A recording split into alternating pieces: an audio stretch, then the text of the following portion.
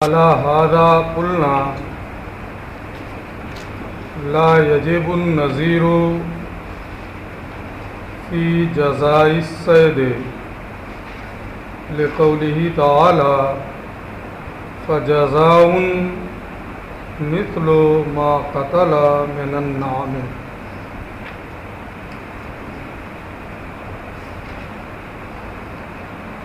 اور اسی بنیاد پر ہم نے کہا ہے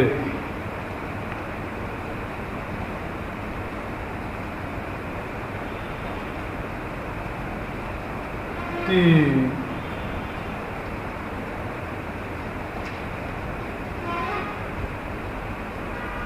جزائے صید میں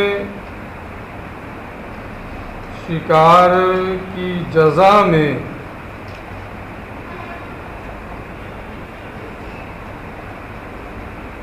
نظیر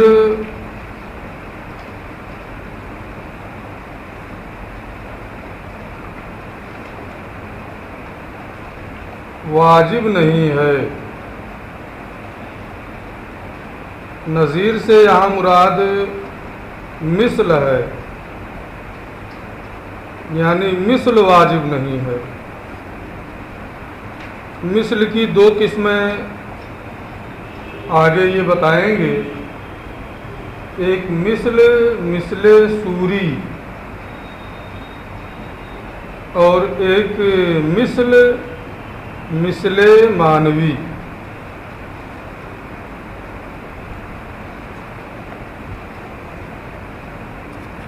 جیسے ما سبق میں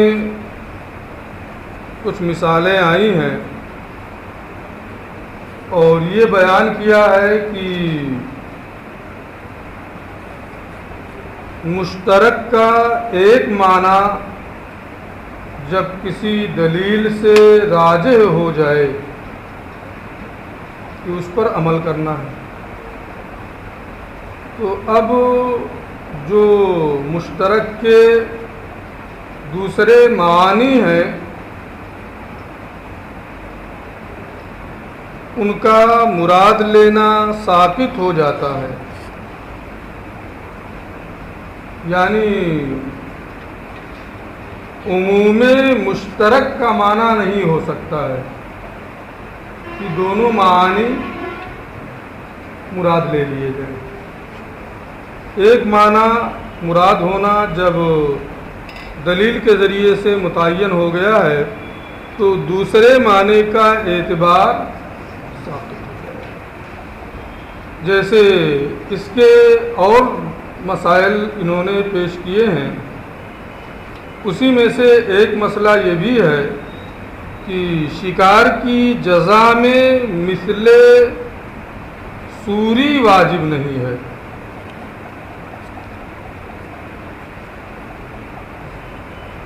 حالت احرام میں شکار کرنا منع ہے، اور اگر کوئی احرام کی حالت میں شکار کرتا ہے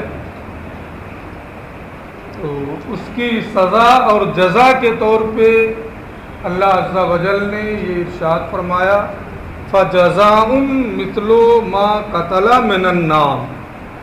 تو جزا ہے، بدلہ ہے اس مارے ہوئے چوپائے کے مثل ما قتل من النعم، اس کے مثل جو چوپایا قتل کیا اس مارے ہوئے چوپائے کے مثل. اب اس قرآن مقدس میں اگر کوئی یہ بیان آیا کہ اگر کوئی کسی جانور کا شکار کر لے حالت احرام میں تو اس جانور کے مثل بدلے میں دینا ہوگا.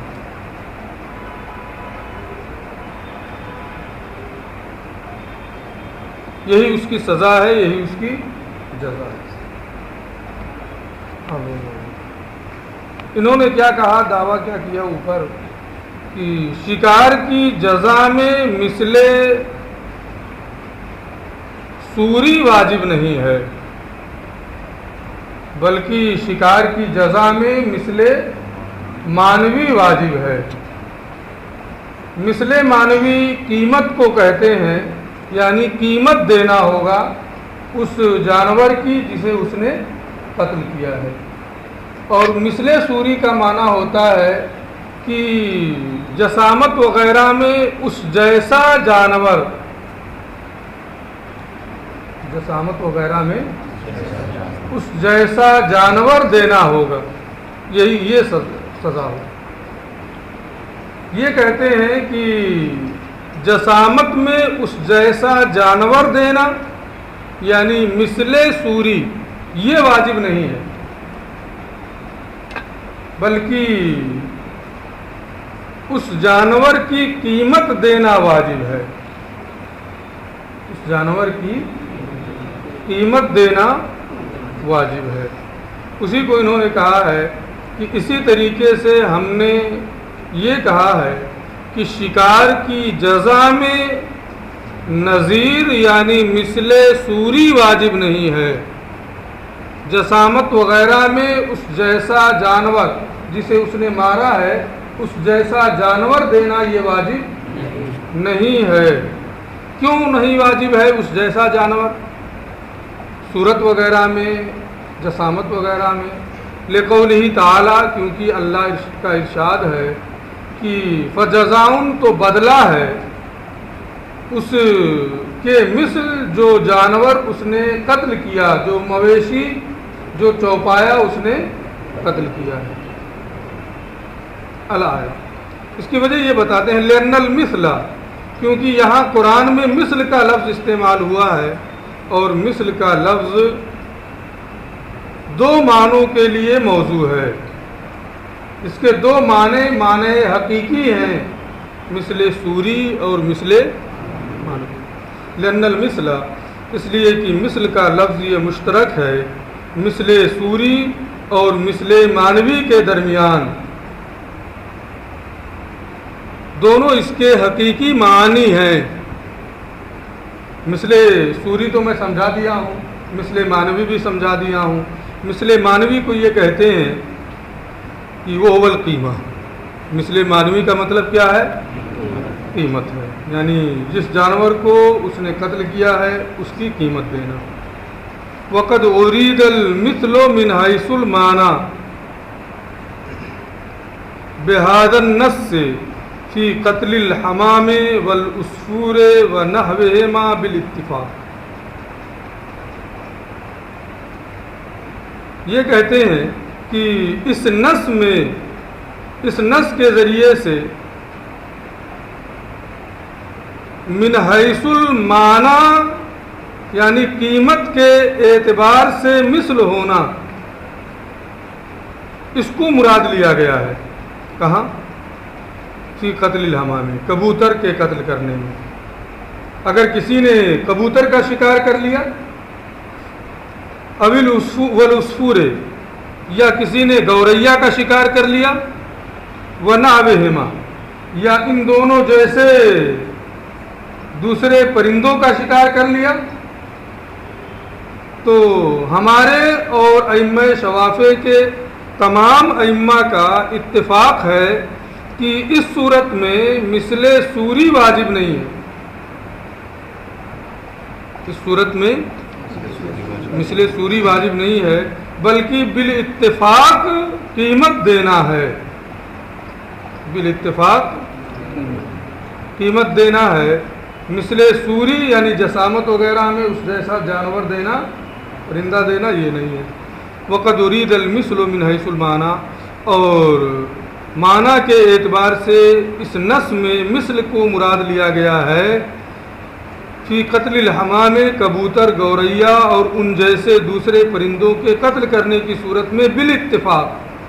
تو اب مثل کا ایک معنی مثل سوری اور ایک مثل مانوی، اور کبوتر، گوریا اور اس جیسے دوسرے پرندوں میں کون سا معنی مراد لیا گیا؟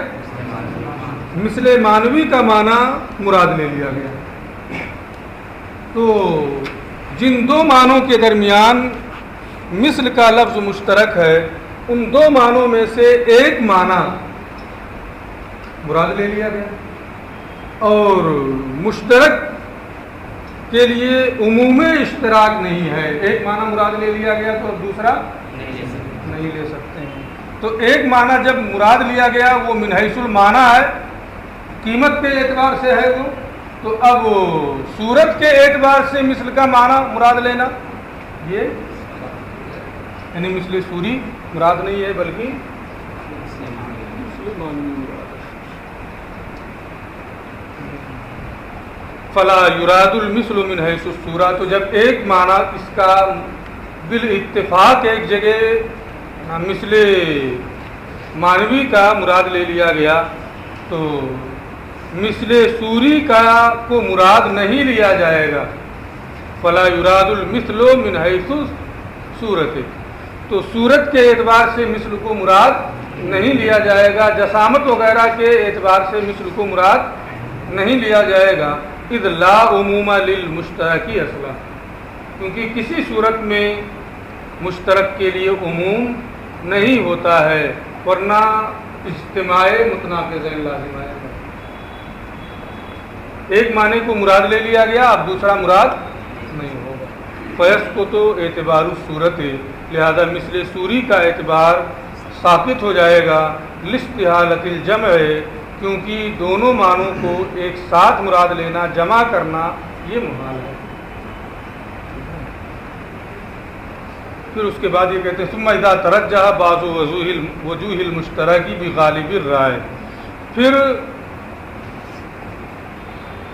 ظن غالب کی بنیاد پر مشترک کے بعض وجہ مشترک کے طریقوں میں سے کوئی طریقہ راجح ہو جائے, مشترک کے معنی میں سے کوئی معنی راجح ہو جائے. پہلے بھی میں اس کو بتا چکا ہوں کہ اگر کوئی لفظ کئی معنی کے لیے مشترک ہو اور ان میں سے کوئی ایک معنی غالب رائے سے ترجیح پا جائے تو اس لفظ کو کیا کہتے ہیں؟ مؤول کہتے ہیں.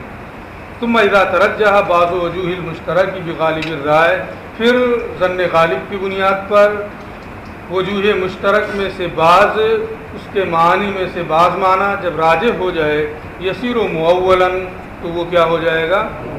مؤول ہو جائے گا.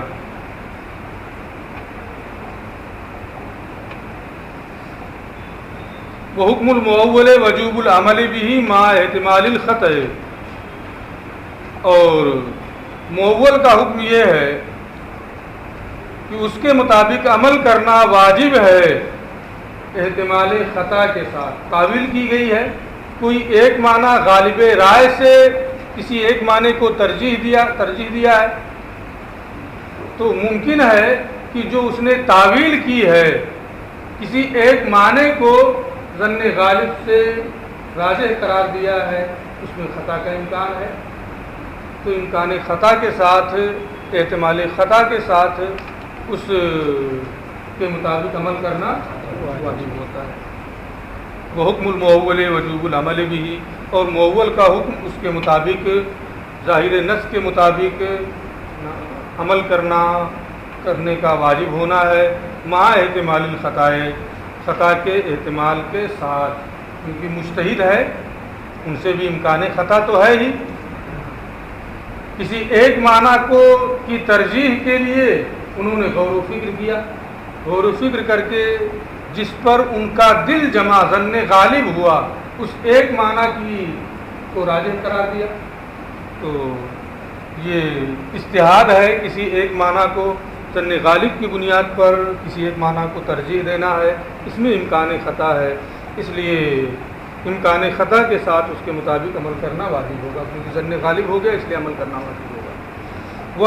وہ مثالہ فی الحکمیات, شرعی مسائل میں اس کی مثال, شرعی مسائل میں شرعی احکام میں اس کی مثال ما قلنا وہ ہے جو ہم نے کہا ہے. آپ یہ مسئلہ حدودی میں پڑھ چکے ہیں. اذا اطلق الثمن فی البیع, جب باب بیع میں ثمن کو مطلق رکھے,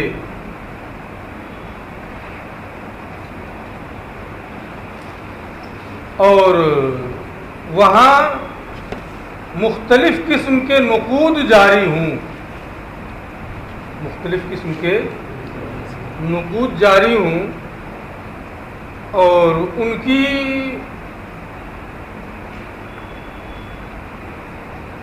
جو مالیت ہے اس مالیت میں فرق ہو۔ اگر فرق نہیں ہے تو کوئی بھی دے دے گا، کوئی اختلاف نہیں ہوگا، مفضی علی المنازع نہیں ہوگا۔ لیکن اگر مالیت میں اختلاف ہے تو ایسی صورت میں اختلاف ہوگا۔ جیسے بالکل بارڈر پہ آپ چلے جائیں انڈیا کے اور نیپال کے، تو وہاں دونوں طرح کے سکے چلتے ہیں، لیکن غالب نقد کیا ہوتا ہے، آپ انڈیا کی جانب جائیں تو انڈیا کے سکے جو ہیں وہ غالب ہوتے ہیں، وہیں آپ کو ایک قدم باہر نکالیے نیپال کی جانب چلے جائیے تو جو نیپال کے سکے ہوتے ہیں ان کا چلن زیادہ ہوتا ہے، بس ایک قدم کا فاصلہ ہے۔ تو مالیت میں بھی اختلاف ہے، مالیت میں بھی فرق ہے۔ اذا اطلق الثمن، جب ثمن کو باب بیع میں مطلق ذکر کرے، مطلق رکھے، مقدار کو تو بیان کر دے لیکن صفت کو ذکر نہ کرے۔ مثلا دراہم ہیں، ان دراہم میں بھی کئی طرح کے دراہم ہوتے ہیں، ان کی مالیتوں میں فرق ہوتا ہے، پہلے جو چلتے تھے ان کی مالیتوں میں فرق ہوتا تھا۔ اب وہ مختلف طرح کے دراہم جن کی مالیت میں فرق ہوتا تھا، کہیں ایسا ہوتا تھا کہ تین قسم کے دراہم کا رواج ہوتا تھا، کہیں اس سے بھی زیادہ قسم کے دراہم کا رواج ہوتا تھا جن کی مالیت میں اختلاف ہوتا تھا۔ تو اس کو آپ آسانی کے لیے وہی بارڈر والی مثال سمجھیں کہ بالکل بارڈر پہ ہے، کوئی گیا ہے نیپال، اس میں کوئی نہیں گیا ہے، کوئی بارڈر کا بھی نہیں ہے، تو بارڈر پہ بالکل ہے نا، انڈین کرنسی بھی چلتی ہے، نیپالی کرنسی بھی چلتی ہے، لیکن اگر اس طرف ہیں انڈیا کی طرف ہیں تو انڈین کرنسی کا رواج زیادہ ہوتا ہے، اور وہیں ایک قدم آپ نیپال کی طرف چلے گئے، وہاں بھی دونوں کرنسی دکان والے لیتے ہیں، کسی بھی دکان پہ جائیں گے آپ نیپالی کرنسی دیں گے تب بھی لے لے گا، انڈین کرنسی دیں گے تب بھی لے لے گا، لیکن نیپالی کرنسی کا ادھر رواج زیادہ ہوتا ہے۔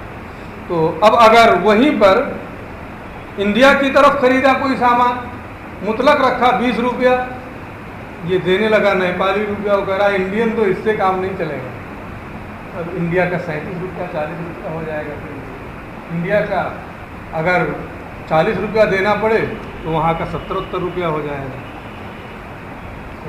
ہو جائے گا۔ اذا اطلق الثمن فی البیع، باب بیع میں جب ثمن کو مطلق رکھے، کانا علی غالب نقد البلد، تو اس شہر کے غالب، اس شہر میں رائج ثمن کا غالب پر محمول ہوگا، غالب نقد بلد پر محمول ہوگا، یعنی اس شہر میں جس درہم، جس کرنسی کا رواج غالب ہو اس پر محمول کیا جائے گا۔ کیوں اس پر محمول کیا جائے گا؟ اس لیے کہ وہ غالب رائے سے راجح ہے، مطلق ذکر کیا ہے، اور مطلق جب ذکر کیا جائے تو فرد کامل مراد ہوتا ہے، فرد کامل وہ ہے جس کا رواج زیادہ ہو، تو فرد کامل کا یعنی رواج جس کا زیادہ ہے اس کا مراد لینا ظن غالب کی بنیاد پر راجح ہو گیا۔ اس لیے غالب نقد بلد، وہاں رائج سکوں میں جو زیادہ رائج ہے اس پر اس کو محمول کیا جائے گا ظن غالب کی بنیاد پر۔ وذالک بطریق التاویل، اور یہ کیسے ہے؟ تعویل کے طریقے پر۔ وہ تعویل کیا ہے میں نے ابھی بتا دی ہے۔ ولو کانت النقود مختلفۃ، اور اگر کرنسیاں مختلف ہیں،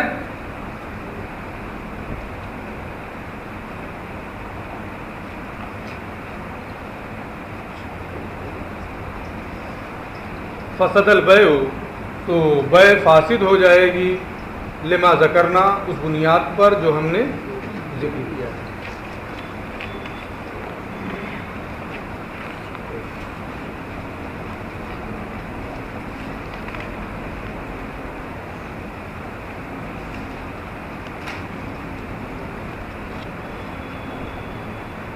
ہوتا ہو. وہ اذا اطلق الثمن فی البیع، جب باب بیع میں ثمن کو مطلق رکھے گا، کانا علی غالب نقد البلد، اور وہاں پر تو یہ وہاں رائج نقود میں غالب پر محمول ہوگا. جو وہاں سکے رائج ہیں ان سکوں میں سے جو زیادہ جس کا چلن ہے اس پر محمول ہوگا. یہ اس صورت میں ہے جبکہ وہاں رائج سکوں کی مالیت یکساں ہو. رائج سکوں کی مالیت اگر یکساں ہے تو جو زیادہ رائج ہے اس پر محمول کر کے اس عقد کو صحیح قرار دے دیا جائے گا. اور غالب نقد بلد کا مراد لینا یہ تعویل کے طریقے پر ہے. تعویل وہی ہے جو میں نے ابھی بتائی ہے کہ جس کا رواج زیادہ مطلق ذکر کیا ہے، اور مطلق کا ذکر کرنا یہ فرد کامل کا تقاضا کرتا ہے، اور فرد کامل وہ ہوتا ہے جس کا رواج زیادہ ہو. اس لیے جب مطلق طور پہ بیع میں ثمن کو ذکر کیا ہے تو یہ غالب نقد بلد پر یعنی جس کا رواج زیادہ ہے اس پر اس کو محمول کیا جائے گا. ولو کانت النقود مختلفتاً، اور اگر اس شہر میں رائج سکوں کی مالیت الگ الگ ہے، مختلف ہے، تو اگرچہ ایک کا چلن زیادہ ہو، ایک کا رواج زیادہ ہو، دوسرے کا رواج کم ہو، فسد البیع، اس صورت میں بیع کو صحیح کرنے کی کوئی صورت نہیں ہے، بلکہ یہ بیع فاسد ہو جائے گی. کیونکہ جب مالیت میں کرنسی کی مالیت میں اختلاف ہے تو یہ باعث نزاع ہوگا. یہ اس کرنسی کو دینا چاہے گا جس کی مالیت کم ہے، اور بیچنے والا وہ کرنسی لینا چاہے گا جس کی مالیت زیادہ ہے، اور یہ دونوں پھر مشترک ہو جائیں گے دو معنی میں. اس کا اشتراک ہوگا دو معنوں کے درمیان کی ایک کی مالیت کم ہے، ایک کی مالیت زیادہ ہے.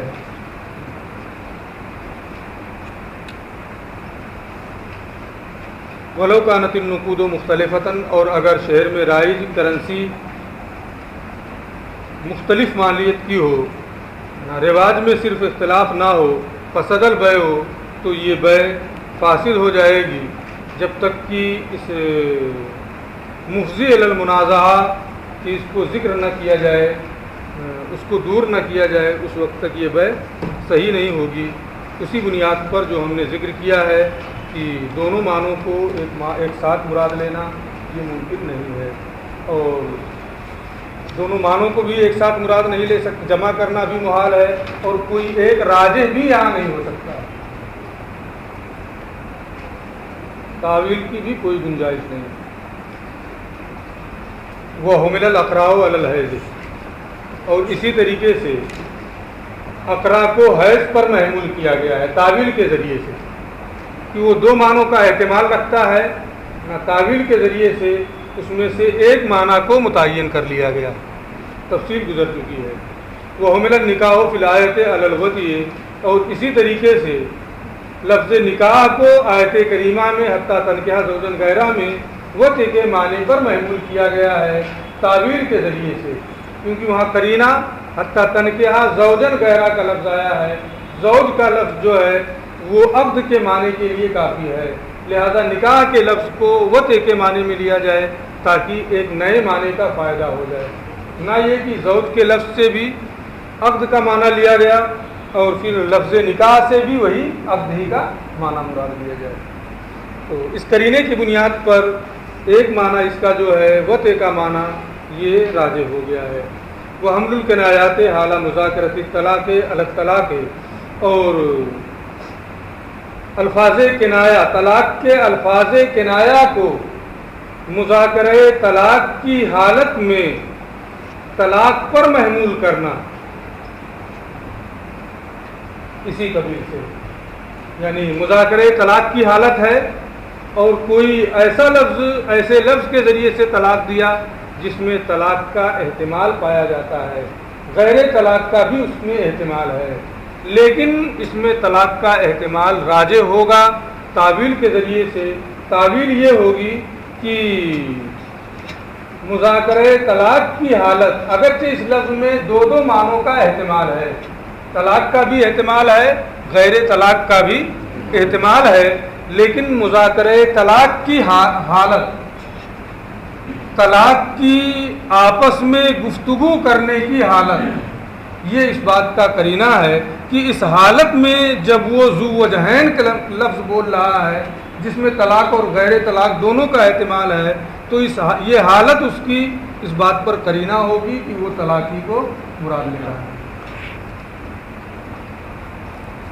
وَعَلَىٰ هَذَا قُلْنَا، اور اسی بنیاد پر ہم نے کہا ہے کہ الدَّيْنُ الْمَانِعُ مِنَ الزَّكَاةِ يُصْرَفُ إِلَىٰ أَيْسَرِ الْمَالَيْنِ قَضَاءً لِلدَّيْنِ۔ اگر کہیں دو چیزوں کا احتمال ہے تو اس میں ایک کی جانب اس کو پھیر دیا جاتا ہے، جیسے بے والے میں بھی ہوا، دو طرح کے سکے رائج ہیں، دونوں کی مالیت یکساں ہے، تو جس کا رواج زیادہ ہوگا قرینے سے اس کی جانب اس کو پھیر دیا جائے گا، یا قروء والی آیت کریمہ میں حیض کی جانب پھیر دیا گیا قرینے کی بنیاد پر، نکاح والی آیت میں نکاح کو وطی کی جانب پھیر دیا گیا قرینے کی بنیاد پر، باقی اور مثالیں بھی ہیں۔ اسی طریقے پر ہم نے کہا ہے الدین المانع من الزکوٰۃ، وہ قرض جو زکوٰۃ سے مانع ہے، اگر کوئی مقروض ہے تو جتنا اس پر قرض ہے قرض کی مقدار میں اس کے اصل مال سے اتنا مائنس کر دیا جائے گا۔ کسی کے پاس 20 لاکھ روپے ہیں لیکن وہ 5 لاکھ روپیہ مقروض بھی ہے، تو 5 لاکھ روپیہ 20 میں سے گھٹا دیں گے، زکوٰۃ اس پر کتنے کی واجب ہوگی؟ 15 لاکھ۔ تو دین یہ مانع زکوٰۃ ہوتا ہے، الدین المانع من الزکوٰۃ، وہ دین جو زکوٰۃ سے مانع ہے، یصرف الی ایسر المالین قضاء للدین، اس کو پھیر دیا جائے گا، سب سے پہلے اسے پھیرا جائے گا دو مالوں میں سے آسان مال کی جانب، دو مالوں میں سے ایسے آسان مال کی جانب جس سے دین کا ادا کرنا، ایسے دو مالوں میں سے آسان کی جانب جس سے دین کا ادا کرنا آسان ہے۔ الی ایسر المالین قضاء للدین، دین کی ادائیگی کے لیے دونوں مالوں میں سے آسان مال کی طرف، یعنی اس کے پاس دو طرح کے مال ہیں، ایک درہم ہے اور بکریاں بھی ہیں، اس کے اوپر 50 درہم کا وہ مقروض ہے اور 2 نصاب اس کے پاس ہے، ایک درہم کا نصاب ہے اور ایک بکریوں کا نصاب ہے، تو دین کا ادا کرنا، یہ 50 درہم جو وہ مقروض ہے، اس قرض کو ادا کرنا ان دونوں مالوں میں سے کس سے آسان ہے؟ ہمارے پاس دراہم بھی ہیں، ایک نصاب درہم کا ہے، ہمارے پاس بکریاں بھی ہیں یا اونٹ بھی ہیں، ایک نصاب ہمارے پاس بکریوں یا اونٹ کا بھی ہے، اور میں 50 درہم مقروض بھی ہوں، تو اس قرض کو میں ادا کروں تو کس نصاب سے قرض ادا کرنا آسان ہوگا؟ درہم سے ادا کرنا آسان ہوگا۔ تو دین جو مانع زکوٰۃ ہے، اس دین کو ایسر مالین کی جانب، دین کو جس مال سے آسانی کے ساتھ ادا کیا جا سکتا ہے، اس مال کی جانب اس دین کو پھیر دیا جائے گا، یعنی درہم کی جانب اس کو پھیر دیا جائے گا، اور اگر اتنا مائنس کرنے کے بعد میں اگر وہ بقدر نصاب ہے تو زکوٰۃ ہوگی، ورنہ زکوٰۃ نہیں ہوگی، اور باقی جو دوسرا نصاب ہے اس کی جانب نہیں پھیرا جائے گا، اس میں بہرحال زکوٰۃ ہوگی۔ اگر مختلف نصاب ہیں تو ایک کو دوسرے کے ساتھ نہیں ملایا جاتا ہے۔ اب اس کو قیمت والے میں مت لے کے چلے جانا کہ جیسے سونا اور چاندی ہے، تو یہ چیزیں جو ہیں جو مال تجارت کی قبیل سے، نقدین کو ایک ساتھ شامل کیا جاتا ہے، سونے اور چاندی کو، مال تجارت کو ایک جنس کا شمار کیا جاتا ہے۔ سونا، چاندی، مال تجارت یہ سب ایک جنس کے ہیں، اس لیے ان کو آپس میں ملایا جائے گا۔ اور ایک جنس اونٹ کی ہے، ایک جنس بکری کی ہے، سونے چاندی والے کو بکری میں لا کے نہیں ملایا جائے گا، سونے چاندی والے کو اونٹ میں لا کے نہیں ملایا جائے گا، اونٹ والے کو بکری میں نہیں ملایا جائے گا۔ تو اس سے یہ مت سمجھ لینا کہ سونے چاندی کو بھی نہیں ملایا جائے گا، وہ سب ایک جنس کے ہیں، ان کو آپس میں ملایا جائے گا۔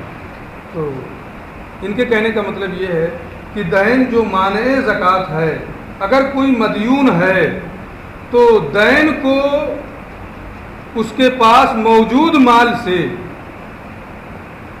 اس کے پاس موجود جس مال سے دین کو ادا کرنا آسان ہو، دین کو اسی مال کی جانب پھیر دیا جائے گا۔ اگر درہم اور بکریاں ہیں، درہم کا وہ قرض ہے تو قرض کو درہم کی جانب پھیر دیا جائے گا، بکریوں کی جانب نہیں پھیرا جائے گا۔ اسی بنیاد پر ہم نے کہا ہے کہ دین جو مانع زکوٰۃ ہے، اسے ادائیگی دین کے لیے دو مالوں میں سے آسان کی جانب پھیرا جائے گا۔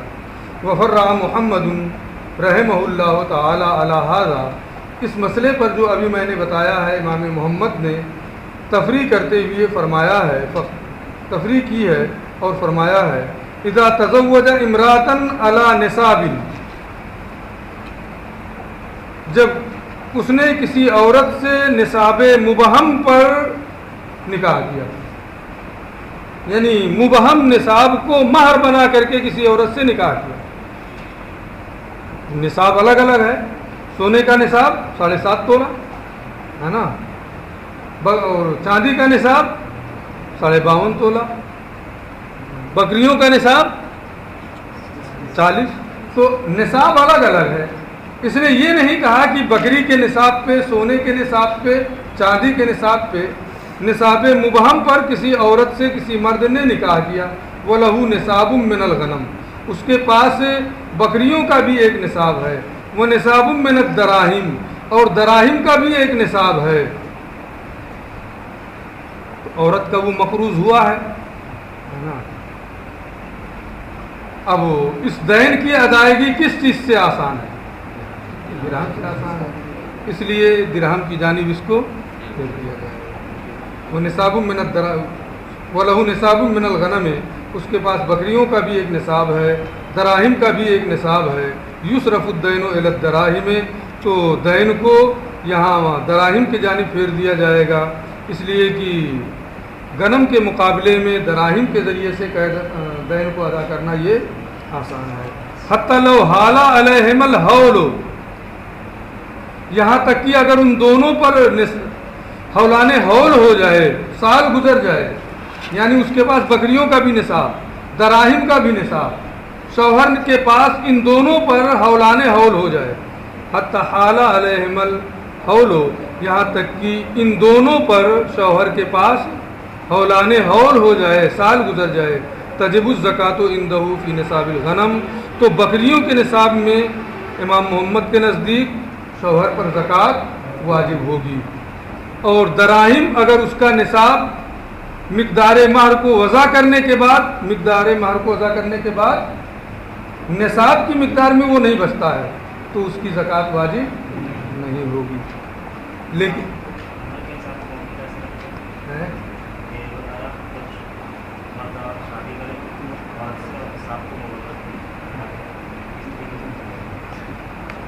کس طریقے سے میں نے سمجھا تو دوسرا سوال کر رہا ہے جو یہاں زیادہ اہم تھا، مشکل نہیں ہے، تو ہر کوئی سمجھ سکتا ہے کیسے مبہم رکھے گا۔ میں نے نصاب زکوٰۃ کو تمہارا مہر بنایا، اب نصاب زکوٰۃ میں مختلف چیزیں ہیں، نصاب زکوٰۃ میں کس نصاب کو مہر بنایا ہے یہ مبہم نہیں، مبہم ہے، اتنا مشکل نہیں ہے۔ یہاں ایک اور چیز ہے لیکن میں اس کو چھوڑ رہا ہوں۔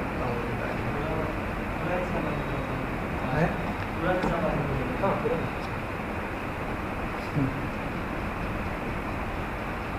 یہاں جو ایک مسئلہ یہ بتایا ہے کہ حتی لو حالا علیہم الحول، اگر حولان حول ہو جائے تو تجب الزکوۃ عندہ فی نصاب الغنم، تو بکریوں کے نصاب کی زکوٰۃ اس پر واجب ہوگی، لیکن دراہم کے نصاب کی زکوٰۃ اس پر واجب نہیں ہوگی، کیونکہ اسے تو مہر ملے گا۔ یہ امام محمد کا مذہب ہے۔ ہمارے نزدیک مہر یہ وہ دین نہیں ہے جو مانع زکوٰۃ ہو۔ ہاں ہے مہر آج کل کیا ہے کہ اب تو کچھ رواج زیادہ ہو رہا ہے، ورنہ پہلے کیا تھا کہ جب تک مر نہ جائے اس وقت تک مہر وغیرہ دینے کا تصور نہیں ہوتا تھا، یا طلاق نہ ہو جائے اس وقت تک مہر لینے اور دینے کا کوئی تصور نہیں ہوتا تھا۔ بنا دیا مہر، بنا دیا ہے، نہ عورت کو لینے کا خیال آتا تھا نہ شوہر کو دینے کا خیال آتا تھا۔ ابھی بھی 90% لوگ ایسے ہی کرتے ہیں، جب طلاق ہو جاتی ہے تو مہر کے لینے دینے کا، یا موت ہو جاتی ہے تو مہر کے لین دین کا واقعہ پیش آتا ہے۔ اس لیے دین مہر یہ وجوب زکوٰۃ کے معنی نہیں ہے۔